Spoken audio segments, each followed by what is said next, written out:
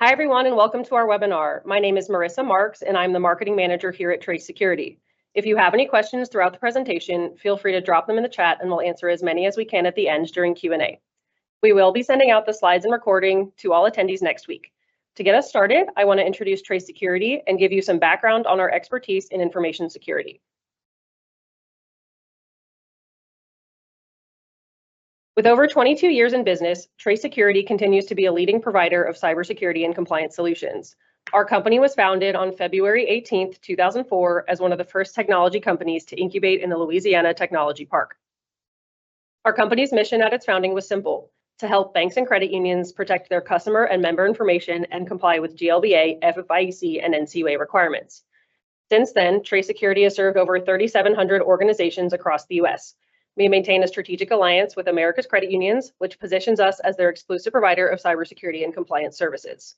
Trace Security's comprehensive portfolio of solutions allow organizations to manage their information security program through IT risk assessments and audits, social engineering, penetration testing, configuration reviews, and more. At this time, I'd like to turn things over to Gavin Debetaz, one of our information security analysts, who will be discussing the ins and outs of purple team testing with you today. Thanks, Marissa. My name is Gavin Debetaz. I've been working as an analyst here at Trace Security for over 4 years now. I performed a variety of technical and compliance-related services, and I'm excited to discuss the purple team test with you today. Every business has a responsibility to protect the information that they use and store, from customer data, employee records, financials, and more. Keeping information safe helps keep your company name out of the news and keeps your IT reputation intact. To maintain your security posture, you have security defenses in place to protect sensitive company information, things like firewalls, intrusion detection and prevention systems, and SIEM solutions.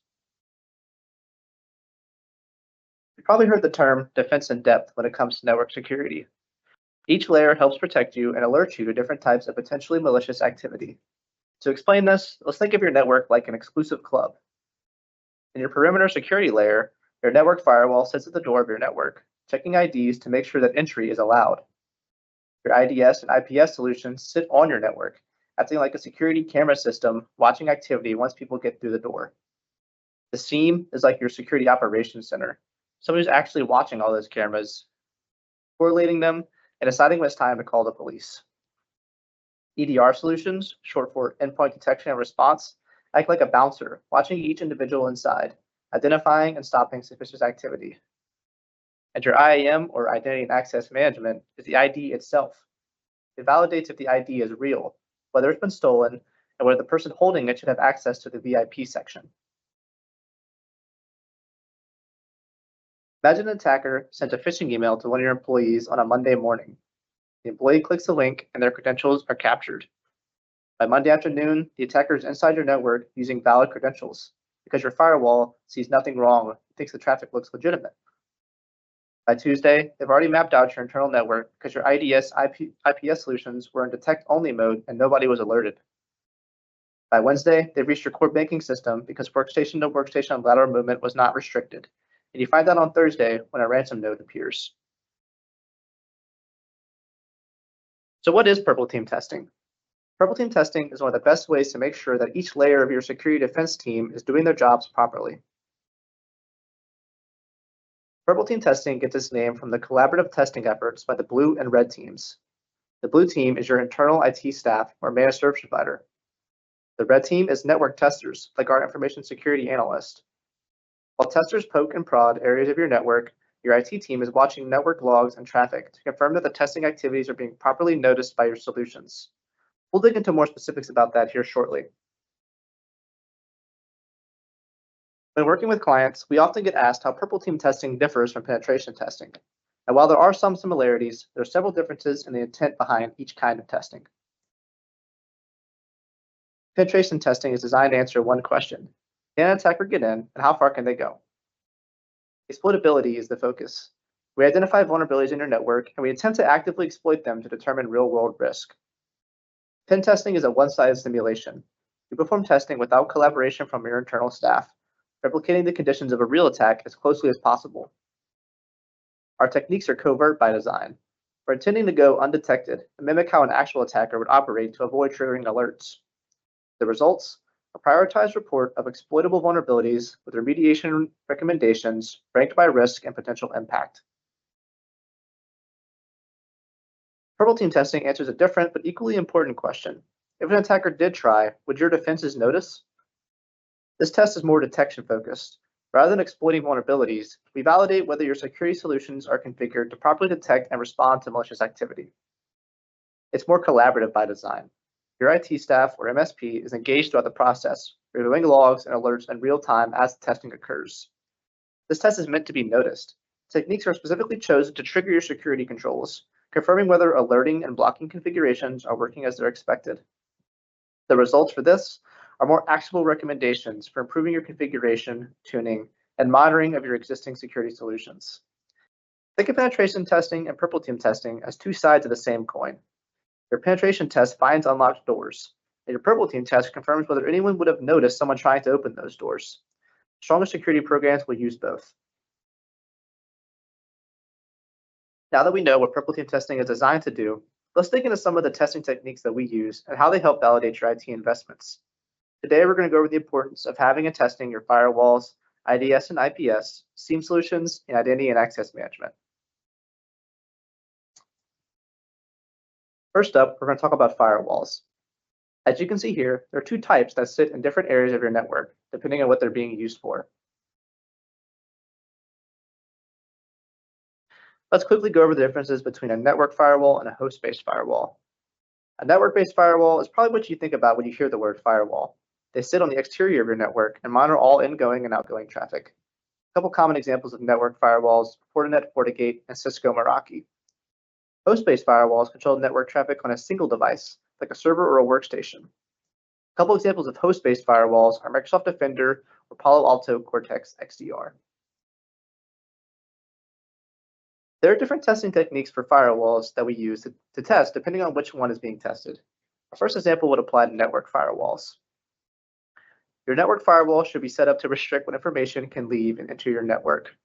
For outgoing information, we test this by attempting outbound exfiltration of sensitive data, like pulling an IP address from your network. We also perform ingress tool transfer, where we attempt to pull attack tools from external sources into your network.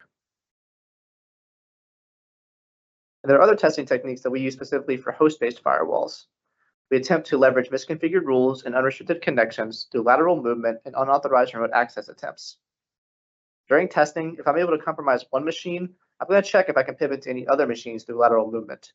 One misconfigured host can lead to a wide-scale compromise. With unauthorized remote access, I look to see if I can establish a backdoor with a common tool like RDP. During a real engagement, if we're able to compromise one workstation, the natural next step is to attempt to gain further access. We'll do this by doing testing such as accessing SMB shares on that workstation and attempting to execute Windows commands. A host-based firewall such as Defender should block this activity, because there's almost no legitimate reason that an employee's workstation should need to access another employee's file system or perform administrative tasks. When settings are not properly configured, these techniques can create a snowball effect by leading to a compromise of more machines, and proper host-based firewall configuration could stop them before they spread. The next security layer we're going to talk about is your intrusion detection and prevention systems.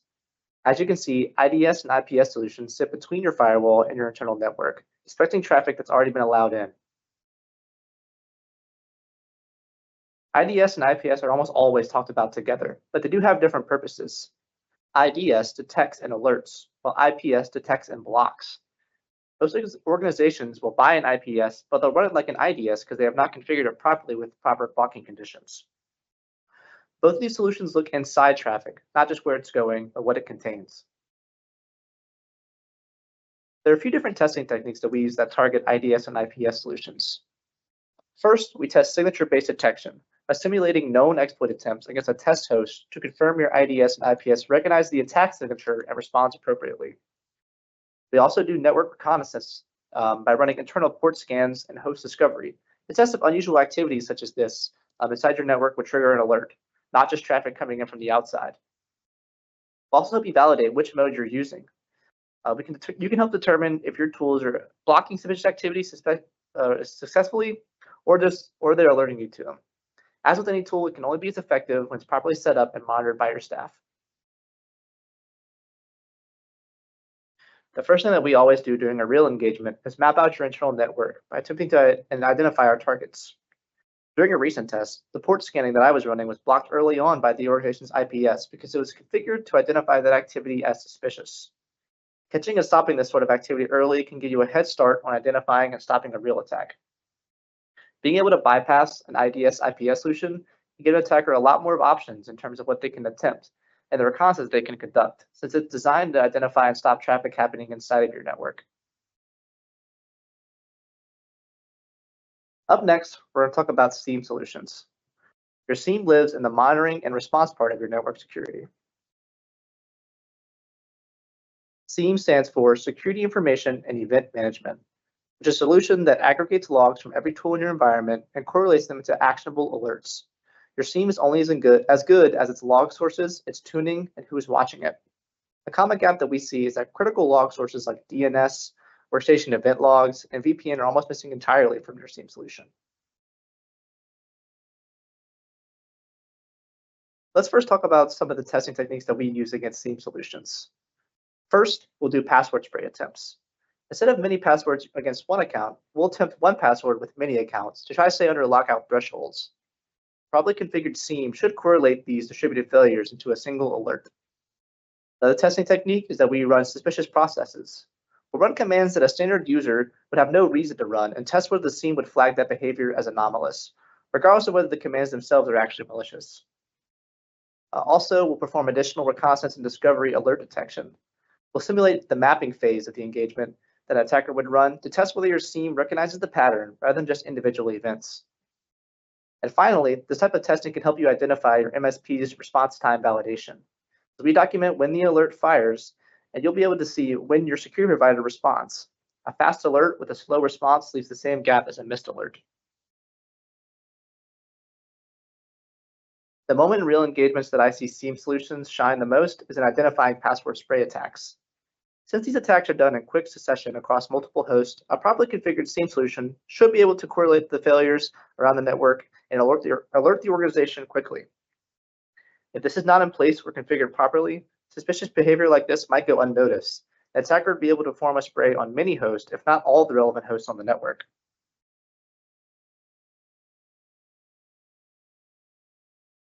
The last category we're going to talk about today is Identity and Access Management, or IAM. As you can see, IAM falls under the prevention and policy and management piece of your security solutions. Unlike the other controls we've covered, IAM isn't about detecting or blocking malicious traffic. It's about making sure that valid credentials can't be stolen, abused, or used to take over your entire environment. This will be managed through Active Directory, Azure AD, Entra ID, or a combination of both. Identity is the thread that runs through every other security layer. So an attacker with valid credentials would look like a legitimate user to your firewall, your IDS, IPS, and your SIEM. It also includes privileged access controls, so that you can ensure that your admin accounts are properly protected, separated from day-to-day activities, and not exposed to credential theft through normal use. This will also include credential hygiene to ensure that weak passwords, stale service accounts, and legacy authentication protocols aren't giving attackers an easy path in. Some of the testing techniques that we do that target IAM would be first Kerber roasting. We request service tickets for accounts with weak passwords to test whether attackers can crack domain credentials without ever even triggering a lockout or an alert. We also perform NCLM relay attacks, where we intercept and relay credential hashes across the network to test whether an attacker can authenticate as a legitimate user without ever knowing the actual password. Finally, we attempt broadcast poisoning, where we respond to name resolution requests on the network to test whether legacy protocols are exposing credentials to interception without the user doing anything wrong. One of the most impactful moments that I see during real engagements is when we run what's called the NCLM relay attack, like I mentioned earlier. We'll start by running a tool called Responder, which listens on the network for machines that are broadcasting and looking for resources, things like shared drives or printers. When a machine reaches out, we answer first and capture the credential hash it sends us. What makes this so serious is that we never even have to crack a password or trick a user into clicking anything. We can simply listen to normal network traffic. The network will hand us credentials on its own. Now that you know the purpose behind purple team testing techniques, I want to give a brief overview of how we work with clients on these services. As one of Trace's information security analysts that performs purple team testing, I want to talk a little bit about how our approach. My most successful tests involve active collaboration with clients either in person or on a Teams call. That way, as I'm performing the various tests, we can walk through what you're being alerted to and what we may want to improve in real time. If you're not able to walk through the test with me, we can still compare our attempts to your logs and alerts after testing is complete. I would send you a spreadsheet with the timestamps for the logs so you can compare them to what you have. Either way, I've had some great experience with clients doing these services. They seem to get a lot out of it. All of our purple team engagements include unauthenticated testing by default. And authenticated testing is an additional perspective that we can layer in if you choose to provide credentials, and it will significantly expand what we're able to validate. If you do choose to provide credentials, authenticated testing simulates what an attacker could do after compromising valid accounts, whether through phishing, a data breach, or a malicious insider. This perspective unlocks a significantly deeper level of testing, and is where our most impactful findings typically come from. Unauthenticated testing still gives you strong visibility into your perimeter and network defenses, but authenticated testing can show you the blast radius that someone will be able to create once they're already inside. We recommend providing credentials where possible, not because it makes the test easier for us, but because it gives you the most complete picture of your actual risk. The more technical that organizations and attackers become, the more examiners are expecting a more in-depth view into your security posture. In the past, showing proof that you just had a firewall was sufficient for many examiners. But we're hearing more and more that they want to see proof that your firewalls, among your other network security tools, are actually properly configured and monitoring. Purple team testing can be a valuable addition to your cybersecurity program. Our intent behind the service is to help our customers confirm that logging, monitoring, and alerting solutions are working properly. We want you to get the most out of the tools that you choose to use and improve on your configurations and alerting settings. Additionally, this type of testing could make you aware of some gaps in your network security and help you plan for future investments. Thanks for joining us today. I hope you got some insight into how purple team testing can benefit you and your teams. Now we're going to get into questions that you've all been submitting. All right, we're gonna start answering some questions y'all submitted, and feel free to drop more if you think of some as we go through. All right, so first question I have is for someone that has an MSP, would you recommend coordinating with them for the testing or leaving them blind during the testing, or benefits of both? Yeah, so I've had people do both. I would say that if you are going to leave them blind, just plan that if they escalate this as an incident, to be there to respond, just so things don't get out of hand. But a lot of people find a lot of value in keeping them blind so they can, as we mentioned earlier, get an accurate test on how they're going to respond to these kind of situations, like how long it'll take before you hear about it. Let's see. I have someone asked if we have some specific SIEM solutions that we would recommend. So I've heard of a lot of different SIEM solutions. A lot of people who have MSPs have their own that they'll come with. I know that Rapid7 offers them. I've heard of, I think, like Splunk also offers that functionality. We could probably recommend some more specific to your environment if we knew how many logs you were aggregating. But those are just two off the top of my head. So it would depend on your scope that you're trying to cover and kind of what your expectations are. Okay. And so I know you touched on this a little bit, but what if the client doesn't want to provide credentials during testing? What do the results look like if it's only been unauthorized or unauthenticated testing? Yeah, so during those kind of engagements, we'll still be able to perform most of the tests, but there just will be some sections that we won't be able to cover just because we will need those credentials to do the test. Like I mentioned earlier, it's not like a penetration test where our goal is to get to that point. We're attempting to give you insight into all kinds of different areas, and we're just not able to provide that if you don't bring the credentials up forward. It still has value, it just will miss some of the areas that the full test would cover. Okay, that might be all the questions we have.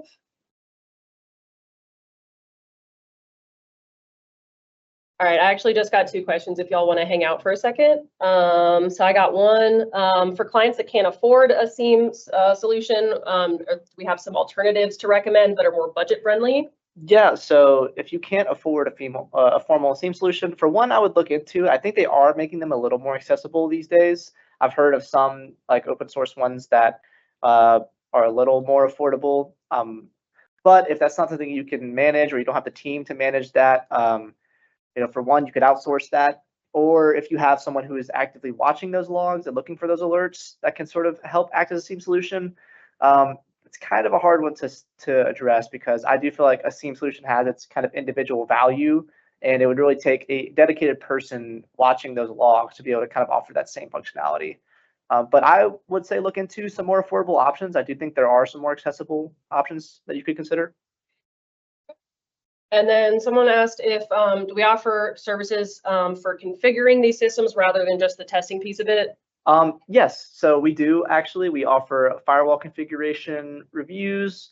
We also do Microsoft 365 configuration reviews and Azure as well.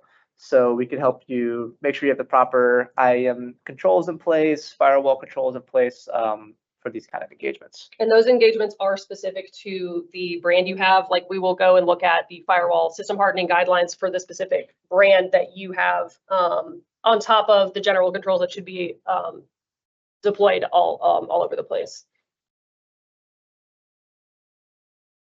Okay, I think that is all we got. Thank you all so much for joining us, and we'll see you next time.